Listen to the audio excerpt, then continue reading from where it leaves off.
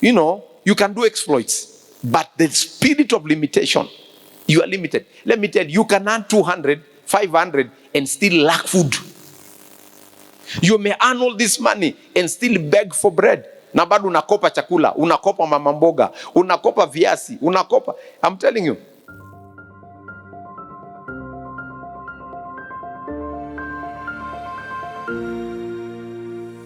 Spirit of limitation. And this is why Jesus is saying we've got to break the power of limitation and cruise. Because in the spiritual realm, there are no limitation. It's only the limitation that have been put in a family. You can only earn this amount of money. And let me tell you, how many people are earning money, yet they are struggling.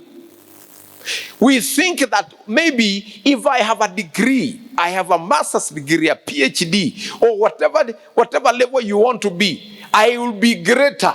I will have everything. Let me tell you, how many people have all those education titles or degrees or papers, but are struggling. Limitation. We are limited. And this is what we need to fight. Because you may not be satisfied with the little that you have. You may not be satisfied with the speed in which you are going.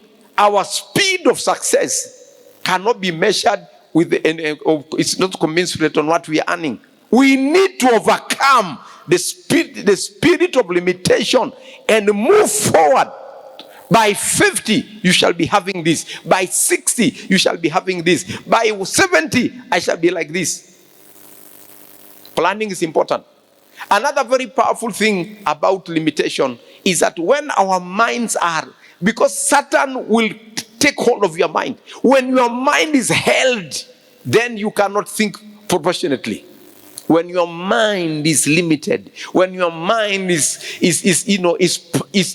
been bewitched, you cannot think proportionately. You cannot think greater. You cannot think. You cannot go out of the box. You still, be in a place of limitation. That is why many people will see problems instead of seeing success. The difference between the rich and the poor is the information they have. The information they have. And involvement. A rich man or a millionaire would involve people to help him work out to reach that goal. A poor person will never involve anybody. They will die with the idea. A rich man will look for, will go to people who are professionals in some areas. I will say, can you help me get this? If I want to go here, what will I do? He will share the ideas with these people, and they will look for answers and solutions to reach where he's supposed to reach. He will look for people. But a poor person, though God has given them the idea, he will not share. And he will be waiting for a day when he will be able to implement the idea. Until he finds out his idea has been given to somebody else who's doing exactly what he had. Alafu unasema hapa, haki Mungu alikuwa ameniambia hapa nifungue duka, ingekuwa ni mimi. Ulichelewa. Maana ulificha idea yako. Wewe hutaki kutoa hizo ideas. Ndio mtu asiibe. Na unaona shida mingi badala kuona opportunities. Opportunities zinakujaga na shida. Hakuna opportunities haikuji. So many people see problems. They see why it cannot happen.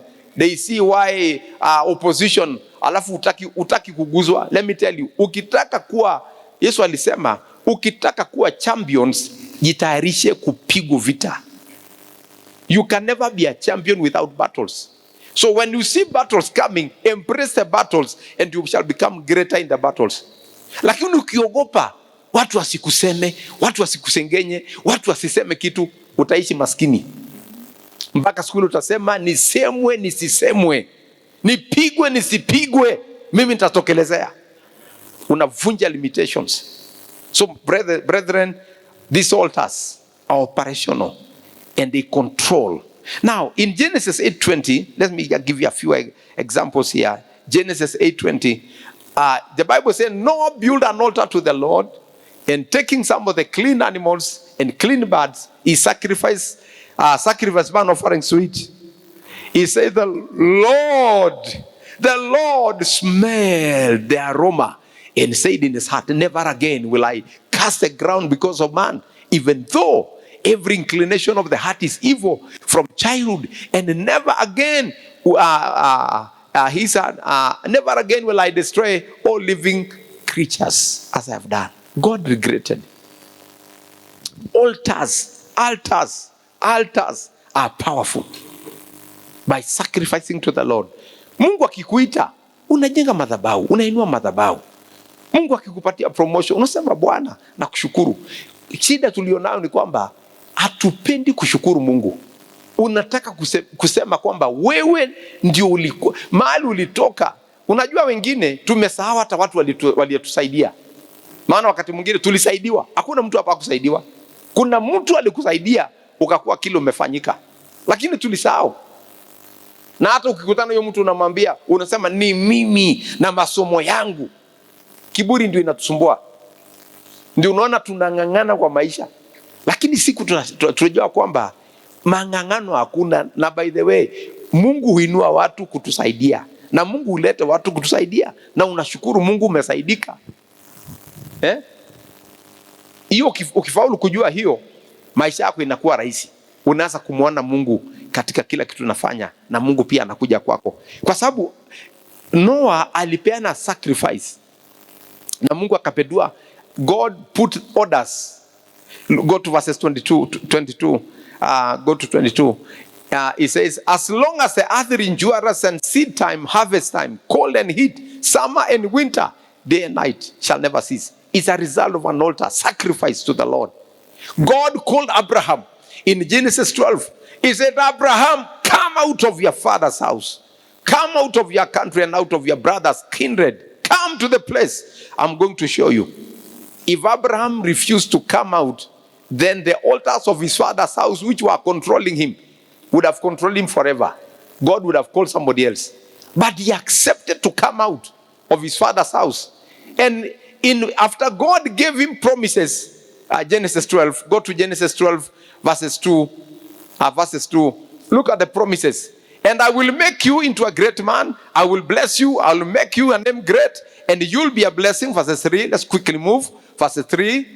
He says, I will bless those who bless you. Whoever curses you, I'll curse. And all the people of the earth will be blessed through you. Verses 4. So Abraham left as the Lord had told him, and the Lord went with him. Abraham was 75 years old when he set to Haran. He was 75 years old. He took his wife Sarai, drew Lot, all the possessions they had accumulated, and the people they had acquired in Haran, and they set off to the journey. Now, verse 6. Go to 6. Abraham traveled through the land as far as the site of the great Mamre at Shechem, and at the time the Canaanites were in the land. So there were people living in that land. Verse 7.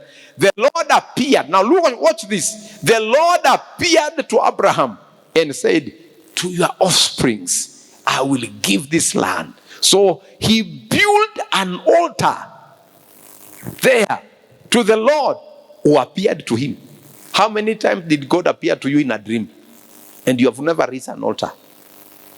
When God appears to you, raise an altar. Give a sacrifice of God. Say, Lord, I raise an altar out of this dream that you have given me. Out of this idea you have given me, I will raise an altar. You raise an offering. You raise a sacrifice. Kwa sababu Mungu amekuongelesha, unamwambia Bwana na kuinulia madhabahu. Kwamba umenizungumzia, umenipromise, hiyo job ni yangu. Umeota, umeenda ng'ambo. Umeota, umekuwa promoted. Umeota, mimi mambo imfanyie. Inua madhabahu. Hao watu walijua. Unasema tu Bwana na kuinulia madhabahu. Kwa sababu usipoinua madhabahu utakaa miaka mingi kuona ikija kutimia. In Genesis 28 unaona Jacob anaenda anaota msituni. Anaota tu kwamba anaona malaika wanapanda wanashuka, anapanda wanashuka. Akasema kwamba Mungu, inaonekana hii ni mlango ya mbinguni. Asubuhi akachukua ile jiwe, maana hiyo jiwe anasema hiyo jiwe amelalia ndio ina ndoto mzuri ya kufungua mbinguni. Akamwagia mafuta na akasema Mungu, hapa haitakuwa Luz, itakuwa Bethel, na hapa nitakutumikia milele, na hapa nitajenga hekalu. Ukinibariki nikienda na nirudi kama nimebarikiwa, fungu la 10 nitakutolea. Na ikafanyika hivyo. Alielewa, Mungu akionekana fanya kitu, Mungu akikuzungumzia fanya kitu. Wengine wetu tunakaa alafu naambia watu, just imagine things has happened, my prayer was answered and you have not raised an altar. Inaanza kuwa kizungumkuti. Ile kitu ulikuwa unafikiria ni baraka inaanza kukusumbua, mpaka unashangaa ni nini baraka za Mungu zinanisumbua. Madhabahu, inua madhabahu kwa Mungu. Now, number 2, when we look at the present environment where wickedness is in the order of the day, many people do not mind doing anything or going at any length to receive what they want. People do crazy things. Watu wanafanya vituko kupata pesa. Watu wanasaua wengine kupata pesa. Watu wanaiba kupata pesa. Watu wanafanya prostitution kupata pesa. Now let me tell you, any shortcut you take, you are taking an altar of destruction. So it is very important. In Numbers 23, we find that there is a man called Balaam and Balak. In Numbers 23 verses 1 to 7, you find the story of Balak and Balaam. And actually this story is that Balak saw a huge amount, masses of people who are coming to pass across the land. And he didn't want these people to go through the land. So he realized he can't fight them. He realized he cannot do anything about it. So he decided to look for a prophet to come and curse these people so that they perish. They don't go through the land. So, and Balaam said, build 7 altars here and prepare 7 bulls. Now let me tell you, if you read the story of altars in the Bible, they are the most powerful distracting powers in the human life. Sometimes you think by killing somebody you'll avenge. Altars are deadly. So he understood the power of altars. Now the name Balaam means foreigner or a stranger. So Balaam was a prophet of God, but his name means stranger or foreigner. Balaam could represent a witch doctor or a wizard in our day today, or even a person that is paid to pour satanic curses on people. So he was not fully in God's ministry. He was a man who loves money, he loves opportunities, and he loved gifts. Therefore, he accepted gifts from Balaam to curse the children of Israel. Although God warned him, he said, Balaam, you cannot curse what I've blessed. You cannot curse. I'm not man that I should change my mind. But he never listened. He kept on going to different positions. He had gone to 7 different positions to curse Israel, but he never prospered. While Balak means a devastator, the name Balak means devastation or emptier. Devastation or emptier. So the name Balak means devastation or emptier. Now an emptier is a person who comes to empty you. Anachukua pup kila kitu uko na. An emptier is one who comes into contact with his victim, allows him to live, but remove the contents out. Now, for example, maybe ukiingiza mrija kwa sababu minyonya maji yote ndani, that's an emptier. An emptier will come to your life and suck the Spirit of God in you so that you remain dead. But let me tell you, we need to understand salvation is the power of God in our life to transform our lives. Now, altars are power to bless also and powers to curse. If you look at Numbers 23 verses 18, God of Numbers 23 verses 18, he says, then he uttered this oracle, arise Balak and listen, hear me, son of Zippor. Verse 8-19, God is not man that he should lie, nor a son of man that he should change his mind. Does he speak and not act? Does he promise and not fulfill? Verses 20, I have received a command to bless. He has blessed. and I cannot change it. So when you understand that God has caused a blessing over your life, no principality, no power, even in Kitengela, Kajiado, Kenya, that can change the blessing of God over your life. So you should know which altars are you operating from. Which altars of your family are you operating from? Now, let me tell you, when you go home, look at your brother who is in the village and look at yourself. You are two different people. In terms of wealth, in terms of understanding, in terms of capacity, you are two different people. And you ask yourself, we are two brothers from the same mother, same education, and we are two different. Why is that? It's because when you receive Jesus, your life is transformed. And the levels, the level you are in, your brother cannot be, or your sister cannot be. You are in a higher level because of the grace you carry. You carry more grace than them. You carry more grace. And it makes matter worse when you are born again and you are a pastor serving God. When you are a pastor, you are above the principalities of your family members. So anyone that comes to even to attack you, God will defend you. Because you are a servant of the Lord. So understand, the altar of Christianity is superior than any other altar on the earth. So embrace your salvation. Salvation is an altar. Salvation is an altar. Salvation is an altar. So embrace it. Altar stands as memorial for he who raised them. So like salvation is a memorial for God raised it. In Genesis 17:15, give us the scripture. Genesis 17:15. Genesis 17:15. Let me read quickly. And God said to Abraham, as far as Sarai, your wife, you are no longer to call her Sarai. Her name will be Sarah. Keep moving. I will bless her and will surely give you a son by her. I will bless her so that she will be a mother to nations. King of people will come from her. Kings and people will come from Abraham. Fell face down. He loved and said to himself, will a son be born to a man 100 years old? Will Sarah bear a child at the age of 90? Abraham said to God, if only Ishmael will live under your blessing. Then God said, yes, but your wife Sarah will bear your son, and you will call him Isaac. I will establish my covenant with him, and as an everlasting covenant for his descendants after him. So Abraham, so impossible. Aliona amepata mtoto kwa huyu Hagai. Na akafikiri kwamba sasa kwa sababu amepata mtoto kwa Hagai, Mungu, hii mambo ni ngumu. 90. Sarah kwa 90. Na mimi niko 99. Mtoto atapatikana.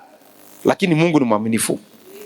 If you go to verse chapter 18 verses 10. Chapter 18 verses 10. 18 verse 10. And then the Lord said, I will surely return to you about this time next year. And Sarah, your wife, will have a son. And now Sarah was listening at the entrance of the tent, which was behind him. And Abraham and Sarah were already old. They advanced in years. And Sarah was past age of childbearing. Unaona hiyo, past age of childbearing, according to our understanding. And so Sarah laughed to herself as she thought, after I am worn out and my master is old, will I have the pleasure? Keep moving, keep moving. Then the Lord said to her, Abraham, why did Sarah laugh? I will really have will I really have a child now that I am old? And is everything too hard? Is anything too hard for the Lord? I will return to you at the appointed time next year, and Sarah will have a child. Go to chapter 20. Go to chapter 20, verses 1.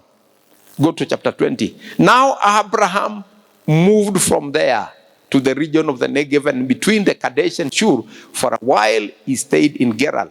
Now, when God makes visitation and a prophetic word was declared upon Sarah, her body changed. Sarah's body changed. She became very beautiful, and Abraham became strong.